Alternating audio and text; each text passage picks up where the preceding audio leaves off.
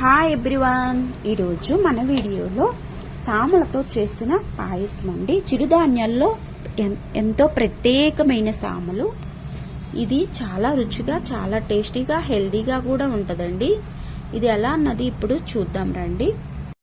ముందుగా ఇలాగా ఒక గిన్నె తీసుకొని ఒక గ్లాసు సామలు తీసుకోవాలండి. నైటే నానబెట్టుకోవాలి. 8 గంటలు నానాలి. ఇప్పుడు నేను నైట్ నానబెడుతున్నాను.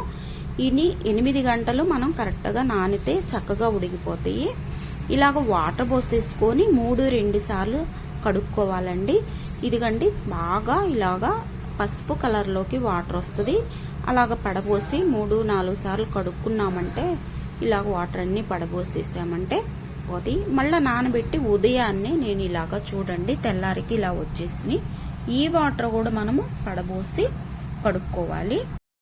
ఈ వాటర్ కూడా పడబోసి కడుక్కున్నామంటే మనకి తెల్లగా వస్తాయి. నానిపోయినాక చూడండి సామలు ఇలా వస్తాయి, బాగా వస్తాయండి. బాగా నాని ఇలాగన్నది వస్తాయి.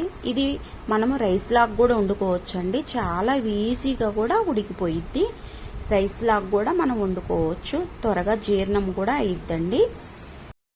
ఇది ఇలాగ ఒక గిన్నె తీసుకొని మనము నానబెట్టుకున్న సామల్ని ఇలా వేసుకొని ఏ గ్లాస్ అయితే సామలు తీసుకున్నామో అదే గ్లాస్తో 2 గ్లాసులు వాటర్ తీసుకోవాలండి.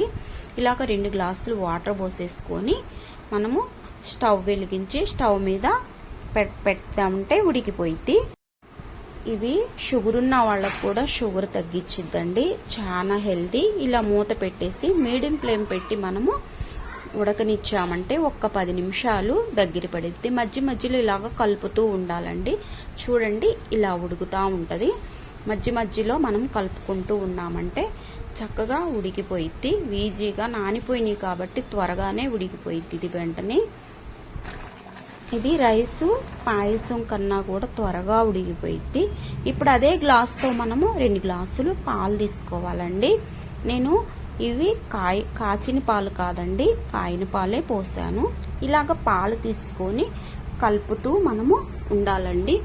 మధ్యలో ఇలాగ కలుపుతూ ఉన్నామంటే మనకి ఉడికిపోయిద్ది చక్కగా.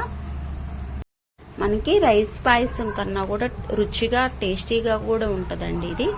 ఇలాగా కలుపుతూ ఉన్నప్పుడు మనకి ఇలాగా దగ్గర పడిపోయిద్ది. మనం చూడాలండి చక్కగా. ఇదిగోండి ఉడికిపోయినట్టు మనకి తెలుస్తుంది.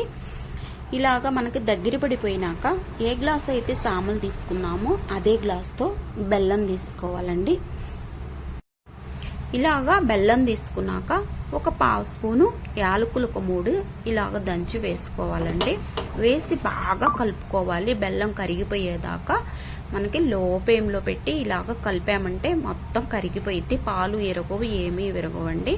చక్కగా మనకి బెల్లం అంతా కరిగిపోయింది. కరిగిపోయినాక ఇలాగ వచ్చినాక డ్రై ఫ్రూట్స్, నేతిలో వేయించుకున్న డ్రై ఫ్రూట్స్, జీడిపప్పు, బాదం పప్పు, కిస్మిస్ ఇలాగ వేయించుకున్నదని మనం ఇలా వేసేయాలండి. వేసి జస్ట్ అది కూడా కలిపేసామంటే మనకి కలిసిపోయేలాగా ఇలా కలుపు. అంతే, సామలతో చేసిన పాయసం చాలా ఈజీ, చాలా బాగుంటుంది. మనం స్టవ్ ఆపేసామంటే ఆరిపోయేలోపు గట్టిపడిపోయిద్దండి. వెంటనే స్టవ్ ఆఫ్ చేసేయాలి. ఆపేసి ఇలాగా బౌన్లో తీసుకోవటమే చాలా బాగుంటుందండి. నచ్చిందా ఫ్రెండ్స్? నచ్చితే లైక్ చేయండి, షేర్ చేయండి, కామెంట్ చేయండి.